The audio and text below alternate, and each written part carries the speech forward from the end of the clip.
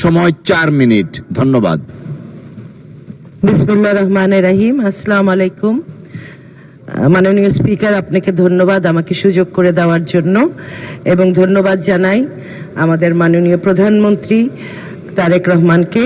উনি আমাকে আস্থা এবং বিশ্বাস রেখে নমিনেশন দিয়েছিলেন এবং এটা আমি পুরোপুরি পূরণ করেছি তার আশা। এবং আমি ধন্যবাদ জানাই ফরিদপুরবাসীকে, যারা আমাকে ভালোবেসে ভোট দিয়ে আমাকে সুযোগ করে দিয়েছে সংসদে আসার জন্য। আজকে এই মহান সংসদে স্মরণ করি শহীদ প্রেসিডেন্ট জিয়া রহমানকে, যার আদর্শ আমাদের হৃদয়ে ধারণ করে আমরা রাজনীতি করি, এবং বেগম খালেদা জিয়াকে, যার শূন্যতা আজকে আমরা অনুভব করি, এবং তার আপোষহীনতা আমাকে রাজনীতি করতে অনুপ্রাণিত করে। এবং আজকে এই মহান সংসদে আসলে দাঁড়িয়ে বলতে গেলে খালি সমস্যার কথাই আমরা সকলে বলি এবং আমরা সমস্যার কথাই শুনতে থাকি। সবাই বোর হয়ে যায়, আসলে বোর্ড হয়ে যায়।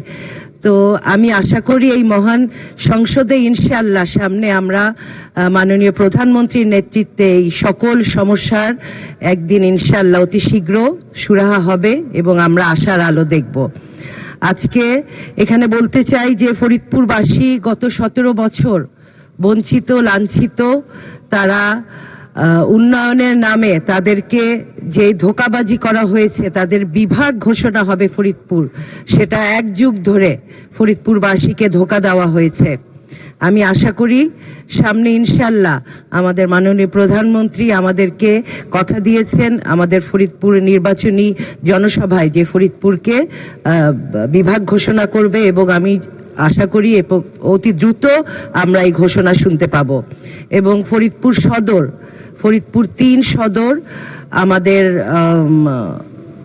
পৌরসভা 9টি ওয়ার্ড ছিল, সেটা 27টি ওয়ার্ডে পরিণত করে বর্ধিত পৌরসভা ঘোষণা করা হয়েছে। কিন্তু সিটি কর্পোরেশনের নামে এখনো আমাদের জনগণের কাছ থেকে ট্যাক্স দেওয়া হচ্ছে, কিন্তু কোনো সুযোগ সুবিধা এবং সিটি কর্পোরেশন এখনো ঘোষণা করা হয়নি।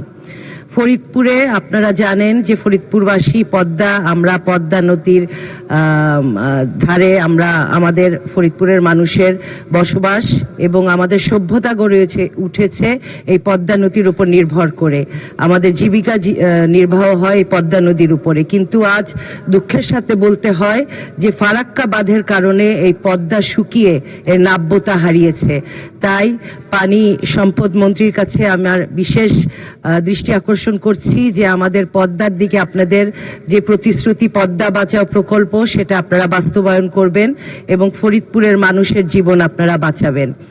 আর একটু বলতে চাই যে ফরিদপুর একটি জেলা, যেই জেলায় দক্ষিণ পশ্চিমাঞ্চলে একটি অত্যন্ত পুরাতন শহর এবং জেলা ফরিদপুর সদর, কিন্তু এখানে কোনো বিশ্ববিদ্যালয় স্থাপন হয়নি এখন পর্যন্ত। তো আমি আশা করি শিক্ষামন্ত্রীর স্পিকার, আপনার মাধ্যমে শিক্ষামন্ত্রীর দৃষ্টি আকর্ষণ করতে চাই যে আমাদের একটি স্বতন্ত্র পাবলিক বিশ্ববিদ্যালয় স্থাপনের জন্য আপনি উদ্যোগ গ্রহণ করবেন। এবং আরেকটি যে 1992 সালে আমাদের 250 বেডের একটি মেডিকেল কলেজ হাসপাতাল প্রতিষ্ঠিত হয়েছিল, সেই হাসপাতাল পরবর্তীতে 500 বেড এবং 1000 বেড ঘোষণা করা হলেও এখন ওখানে যারা চিকিৎসা নিতে যায় তাদের বেড নেই, তাদের মাটিতে শুয়ে চিকিৎসা নিতে। ধন্যবাদ মাননীয় সদস্য, ধন্যবাদ। 1 মিনিট চাচ্ছেন? আচ্ছা, 1 মিনিট। কারণ সমস্যার তো শেষ নাই, আমি প্রথমবার কথা বলছি। ধন্যবাদ। এবং ফরিদপুরে যে শিল্পায়নের জন্য আমাদের গ্যাস সরবরাহ অতীব জরুরি। আমাদের পদ্মা ব্যারেজ এবং পদ্মা ব্যারেজ হলে ওখানে গ্যাস পাইপলাইন দিয়ে আমাদের সেখানে সরবরাহ করা যেতে পারে। এবং আরেকটি যেটা ঝুট, পাট বাংলাদেশের এক সময়ের সোনালী আঁশ বলে পরিচিত ছিল। আমি পাট মন্ত্রীর কাছে আমি আবেদন জানাবো, এই পাট শিল্পকে আমাদের আবার পুনরুজ্জীবিত করতে হবে এবং এর জন্য সরকারের যথেষ্ট উদ্যোগ নেয়ার জন্য আমি অনুরোধ করছি। ধন্যবাদ। আসসালামু আলাইকুম। ধন্যবাদ মাননীয় সদস্য। আলোচনায় অংশগ্রহণ করবেন দিনাজ